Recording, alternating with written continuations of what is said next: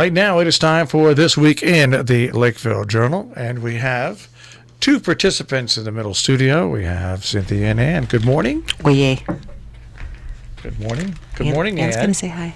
Say hi, Ann. Ann, say hi. Oh, hi. I can't hear anything. Oh, I'm sorry. I didn't turn your sound up yet. Oh, okay. Sorry. Sorry, guys. There we go. All right. Sorry. We're having fun. Cynthia, you're engineering. I know. I'm fired. Am I fired? No. No, You're never fired. We don't fire people. We don't fire people here. Thank you. They just fade away. They're just shamed into coming. Not coming. Radio is the type of business where people just don't show up one day, and people wonder what happened to them. Yeah. That's what I got. I hear you. All right, and we have Janet Manko here. Good morning, Janet. Good morning, All and right, happy spring. Happy spring is right. Thank goodness. Yeah. Even though we still have a month left to worry about, you know. It's never typical weather. It goes up and down for the next month or so. The Weather Channel, when I was at the 2 gym months. yesterday, had a whole thing on, like, here's the difference between winter snow and spring snow. And I was Right. like, okay. Shut up. I'm going to buy that. It's still snow. Sure. Yeah. Snow is snow. It does tend to melt sooner. This is We what sort of everybody can- says. Yeah, It but- melts sooner, but it's heavier and it breaks things. Yeah, It it's the wet and snow. and That's the it. and it's Yeah. lighter, so you see it longer. But it's Yeah. the heavier wet snow. But as we had such a bad the polar vortex this year, I said to my daughter last night, at least we know it's not going to ever go back down to 20 below until next year. We can hope so. All right, Please, well, I'm scared. Let us go right to the front page of the journal. And I love the picture of Charlie Noyes. Charlie's the most mellow, fun guy, and it's such a funny photo for him. And he looks like he's doing, like he's telling tall tales, but obviously delighting the children. So Charlie is a printmaker at the Hotchkiss School. The Hotchkiss School generously opens up their beautiful, extensive art department and theater facilities to the Region 1 school district, to the fourth graders. And it's a project of the Arts Fund for Region 1, of which Janet is a representative.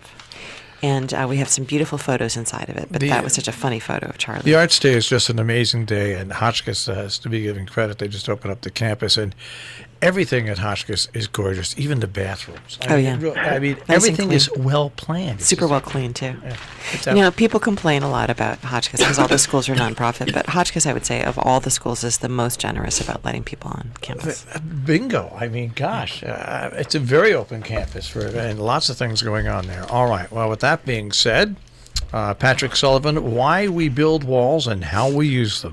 Carolyn Birchfield over at Noble Horizons organizes their wonderful programs and has been talking to us for over a month and a half about David Fry, and he's coming to talk about walls. And he says he wrote this book long before Donald Trump was campaigning, but it's an interesting topic right now, why we build walls, how we use them. No Robert Frost in there, but lots of things about the ancient Sumerians. And so he'll be giving a talk a week from Saturday at Noble. All right. From there, I'll go to the story about new business startups and advice for new business startups. So Northwestern Connecticut Community College in Winston does a lot of interesting programs, and they're very keen on supporting entrepreneurs. And, of course, around here, as Marshall Miles knows, the serial entrepreneur, people really most successfully work if they are able to sort of start a little business of their own, whether it's landscaping or housekeeping or a radio station or whatever. So Northwest Connecticut Community College is offering all sorts of support and programs for entrepreneurs, and they had a sort of a jumpstart workshop. And Christian Allen from North Canaan, who is not just a selectman there, but also has an invasive plant business that he started while he was in college working with Tom Zetterstrom and has been booming. He said he can't keep up with the demand. So he was asking for advice on how he grows. So interesting story, and of course a good inspiration to look to NCCC for other programs that are on their website. All right. Bernie Drew, how wild birds keep from freezing in winter. A mix of poetry and science. Bernie talks about a couple of adorable birds that have been living in his house and how they keep warm because it is still cold out. And we, of course, now have all the southern birds are starting to fly back. Yeah, I have to mention this. It's not a news story, but in the Sotheby's ad at the bottom of the page, is that house really in Cornwall? I know, right? So un-Cornwallian. Holy That just goes to smokes. show, though, there's all these unexpected little properties around here, and they're usually hidden away. And, of course, Cornwall is home to the castle, the famous castle that was owned by built by a woman in the Depression, ironically. And that was recently. I don't know if that ever sold. I don't know. That's a beautiful villa, I'll tell you that. All right. I love the picture of the lambs. No, it's my favorite time of year, baby animals. And I think that Alvéa Genu is always the first to have the lambs. And we were over at Houstonic Valley Regional High School last week talking to Karen Davenport, and it sounds like it's a while until their babies are going to be born. But this is the time of year when cynical people like Jill and I are reminded that spring is indeed coming, even if it doesn't feel like it every minute. And the bears are roaming. Yesterday, a bear walked down Main Street here in Sharon when I was on the air here. I had a bear actually go through my backyard the other night and go to Reg Lamson's house. And as he posted on Facebook, time to take down the bird feeder. Yep, we have one. Anne had one on her. We have one on our deck, and he just got into the bird feeder when we scared him away. But that's it for the bird feeders at night anyway. We've been keeping them up in the day. But day. It's bear season already. Yeah, it's bear season already. Laszlo Gyorsic and you've got lots of pictures there.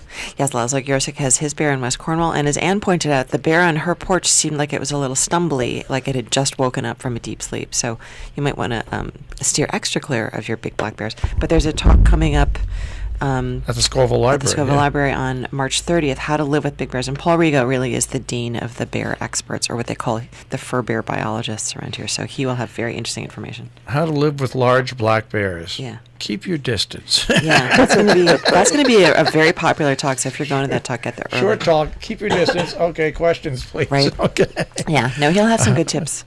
Four Brothers Drive-In. Once again, it's their 5th year, and they've improved it every year. So these are nephews and sons of the four brothers, and they had started several years ago like a little hot dog stand on the premises of the Amenia Four Brothers, and then they expanded into a drive-in movie theater, which gets first-run movies, and they have a turnback, like a turnback Thursday, I guess, or throwback Thursday.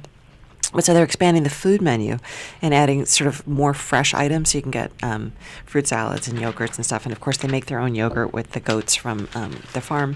And they're starting caravan. I guess it's called glamping. There's going to be like an Airstream trailer, because they said a lot of people, it's a big deal to have a drive-in. So a lot of people come up to the area and had been camping in the field. So you can upgrade now and stay in the caravan. It's expensive, but I think, for me, worth it. All right. We are going to have, by the way, a giveaway of being able to stay in one of those campers coming up. A nice big spread on a Region 1 Art Day with lots of color pictures.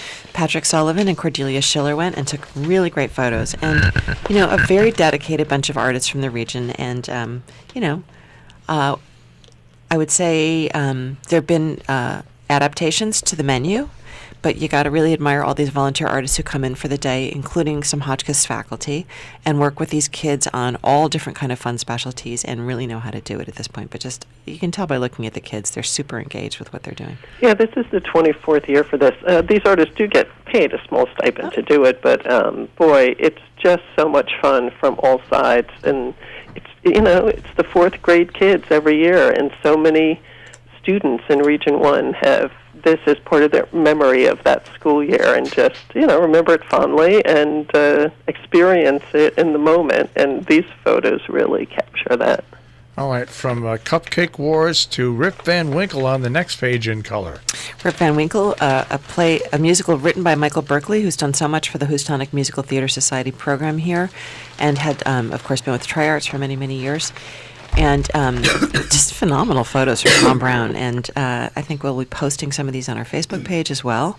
Just an endless amount of really great pictures of the really talented, engaged cast. You can tell they look like professionals. They don't look like teens. And then Lance Christensen went to the Kent Memorial Library, which is having a sweets and fun season of spring, where they had the Cupcake Wars, bring your own cupcake, and they had decorations, but also coming up is the Peeps Diorama Contest in April, which is co-sponsored by the Lakeville Journal. So people are building scenes that have a literary theme in a cardboard box. I think it's 2 feet by 2 feet is your size limitation, and it can be anything from Goodnight Moon to Moby Dick. I like the pictures of, I like the headline actually, using their noodles. And they are using their noodles. All these kids are from the Lee H. Kellogg School, a very small class, I understand, for the 8th grade this year. So they sold a smaller number of tickets. I don't know, but 385 tickets is pretty good. It's pretty good, but John Wingard, who's been running it for years, said, yeah, it's not quite as many as we usually sell. Usually the cars are lined up all the way down Route 7 to get to this center. At the Emergency Center in recent years, fundraiser, literally using noodles to help pay for their class trip. And it's that time of year. All right. Nice story about education spending dipping in Sharon, about $490. Yeah, in fact, this year has been, with the exception of one or two towns, most of the budgets are dropping or staying flat this year, which of course is great. And this is the oratory share out in Cornwall. Yeah, so this is for grades 5 and 6. A lot going on no matter what grade you are in Region 1 schools. And more, as we're seeing, the co-op teams at these regional schools, as they're shrinking in size, we're seeing more and more regional programs. So Lee Kellogg and Cornwall Consolidated, which I believe are the two smallest schools in the region right now, got together and they had the students write speeches on topics that were of importance to them and then practiced presenting them, almost like a mini debate club, and then they came together and did an oratory share out, and of course great practice for them to eventually get involved in the Civic Life program, which is documentary films based on topics that are of interest to them and are important to them. All right, and I also want to point out, once again, Audubon has their spring break series of programs for students in our area. Yes, parents always grateful to have something for their kids to do in the mud season vacation. A nice story by Patrick Sullivan on the Wismars and their 50-year marriage. It's not just their 50-year marriage, but that they can sit and have a civil conversation, a lovely conversation. And his photo really catches sort of the essence of CB and Kathy, which is CB is super, super funny. He's an actor. He's a writer. Tells great stories, and you can see in his body language and the way he is. And then Kathy's very quiet and an artist, but just is so continually delighted by CB, as we all are who are lucky enough to know him. So she's got a show of her work at the DM Hunt Library. She is really a potter, but also started painting and has a combined show of her work. And so CB and Kathy sat down and chatted about it, and if you have a chance to hear the two of them hold forth, it's always fun.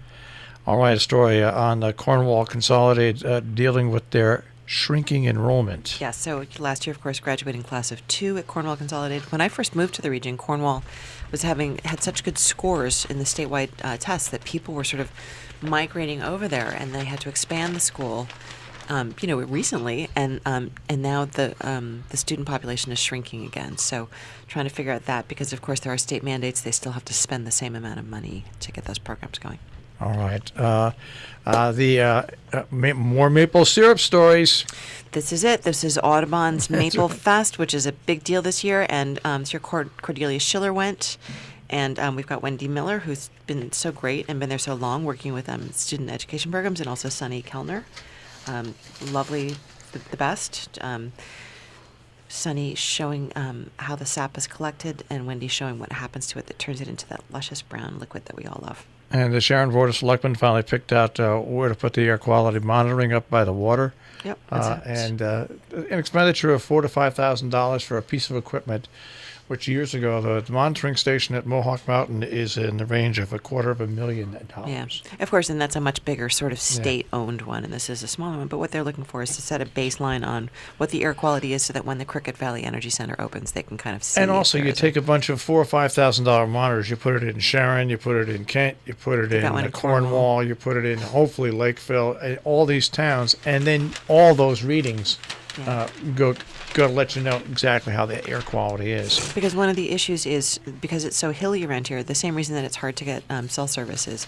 And the weather is even weirder here, is that there's these microclimates. So you're like you're in valleys, you're in hills. So it's good to sort of watch. This will give them the ability to plot out how the air quality is changing in different areas.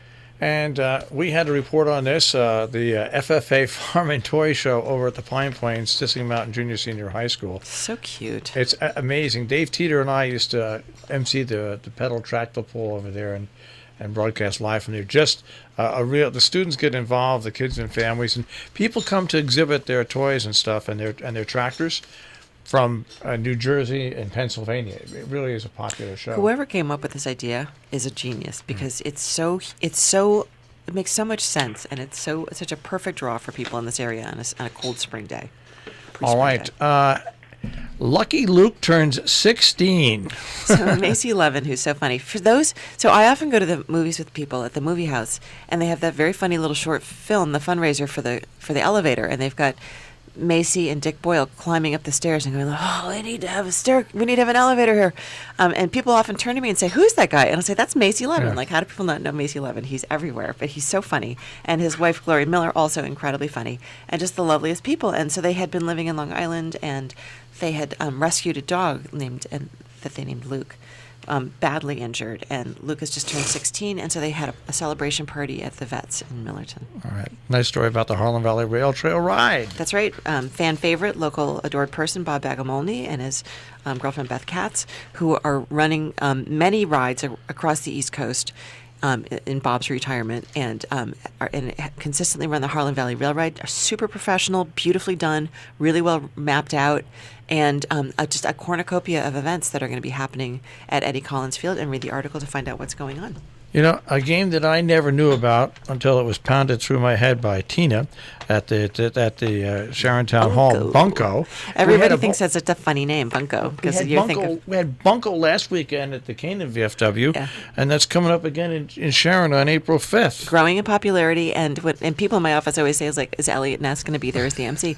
But it's this funny dice game, and what it really is it's always run by women, and there's always an unbelievable abundance of cake and cookies, and so it's really a chance to have snacks and hang out, and then they play this game. All right. We'll go to the editorial page, the opinion page now. Improving grades, welcome at Housatonic Valley Regional High School. Right.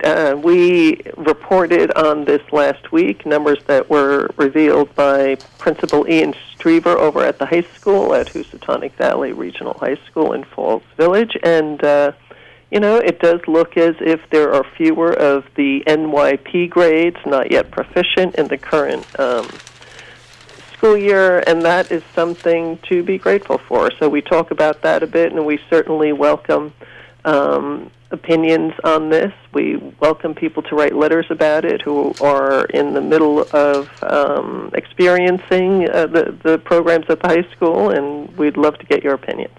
All right. And letters, coal patch. I like this headline: coal patch to warm mix asphalt to slippery slope. That's right. Then this is from Bernie Ray over in North Canaan. Lots of information in there talking about the B. Metcalf asphalt operation, and he has suggestions for what should come next. And Ron Brandis of Southbury writing about climate change and CO2, and interesting letter from Tony Peel on bee killer chemicals, and Gretchen Gordon on a new path of decency. And I like in the turning back the pages, 25 years ago, McDonald's in Canaan stopped. There's no longer smoking in its restaurant. And then I see the story about the Skip Barber Racing School moving to their Dottie Smith's building. Dottie Smith's program. Right. Building. Right. And you see all the work being done on the Nemiroff Salt House? Wow. Yeah, they added it's on. amazing. Wow. Big house they added on to the back. That's amazing. Yeah, beautiful house. The viewpoints, of course, on the next page, lots of different columns. Right. We have Carol Asher's second part about a volunteer's view from Tijuana, and Dick Ollis writes about loving and hating presidents, and of course he gives us not just the current view but the historical one. And Blake Levitt, a science journalist who writes for us periodically, writing about fiber broadband, and she sees it as a Trojan horse. Read on to find out why. And I'm sure you'll get letters on Peter Steiner's cartoon. I think so. Oh, he makes me laugh. Makes me chuckle. Not laugh, chuckle every time I see it. Now, but before we get to Compass, I was wondering whether paper weighed like 16 pounds today. Yeah, right? I hadn't done my weightlifting in a while. The health and wellness section that you put out is really an amazing section. Thank you. We worked really hard on it, and I would say one of the signature pieces in it is the summer camps listing, which Janice Siller put together. She did a beautiful, beautiful job. She's a parent, and so she really put her back into finding all the options, and of course it is the time of year when people are signing their kids up for camp.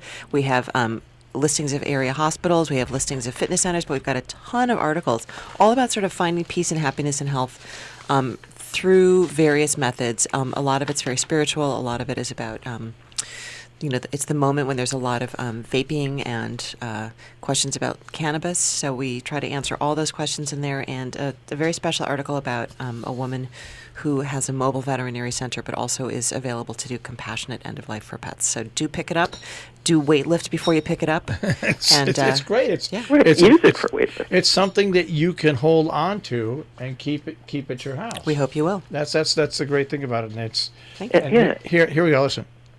And It's heavy. It is heavy. And as publisher, I will say, look at every ad in here as well, because, boy, there are a lot of different resources in this area, and this piece, Health and Wellness, is full of them. And those businesses that run those advertisements, just like they run the underwriting announcements here, make sections like that possible. Exactly. Thank you. Yeah.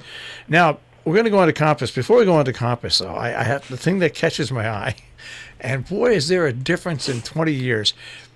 People-Rama. Had I seen People-Rama 20 years ago, it wouldn't be about the peeps that come out. Cynthia's entering People-Rama. I know. Well, we're a sponsor. I'm so excited about it. And so, we're making our own little sample boxes at the office. But People-Rama, choose a literary theme, choose a book you love, anything that's got, anything that you can find at the library. And the Lakeville Journal is co-sponsoring with Kent Memorial Library, and it's all through April. Right, I think I'll do a Pride and Prejudice People-Rama. Excellent. I think I'll do a political People-Rama. You could do Omarosa's book in People-Rama. That's right. It has to be a book theme.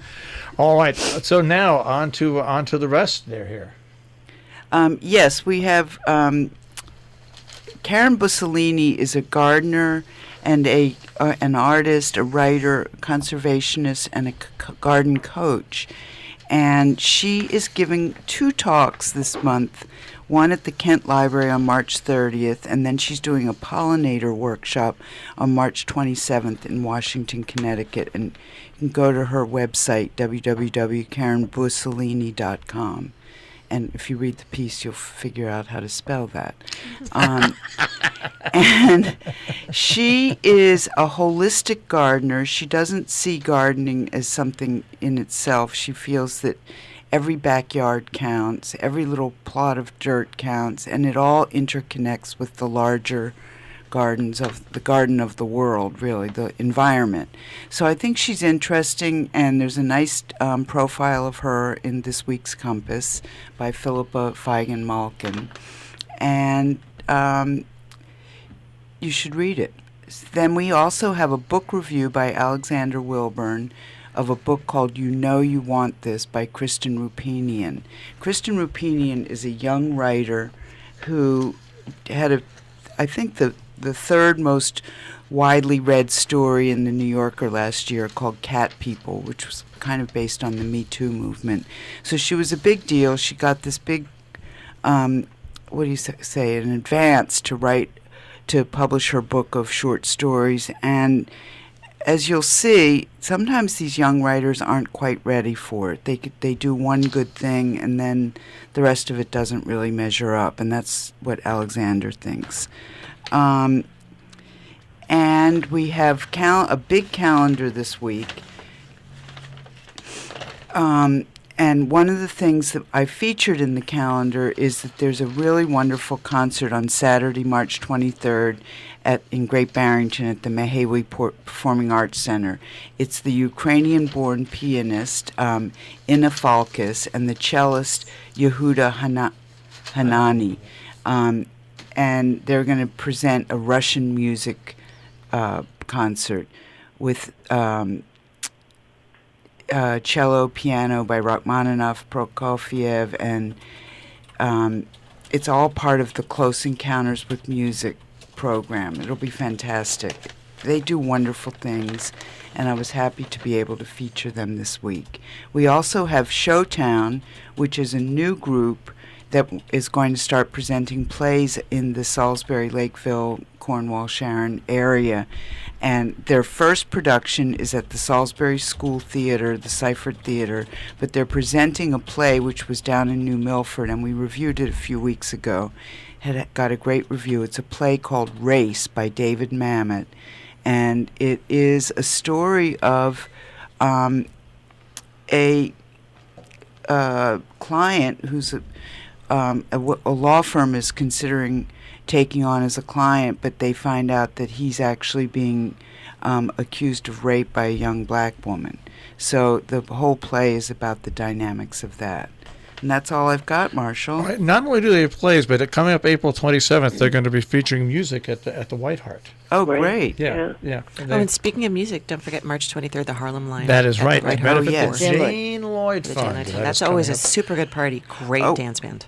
Also, since I have a minute, I would like to point out that at this Scoville Library this week, there's a talk about spirituality, which you should go to their website and see, because I didn't get it into the calendar this week, and I'm We feeling just interviewed guilty. her this We morning. just interviewed her this morning. Oh, great. So if people want to go to robinhoodradio.com, click on demand the interviews, they'll find the interview I had with Janet. Janet Adley, and it's at, 4 o'clock at Scoville Library? Yeah, On Saturday. 4 o'clock Saturday, yes, and I felt terrible that I somehow didn't get it in, but it sounds interesting. So I that's it. absolve you of your sins. Thank you, and I'm so glad you interviewed her. Sounds interesting. All right, guys, we will speak to you next week. Thank you Thank so you. much. All right. That is this week in the Lakeville Journal. Of course, you can find them, tricornernews.com, and also on Facebook.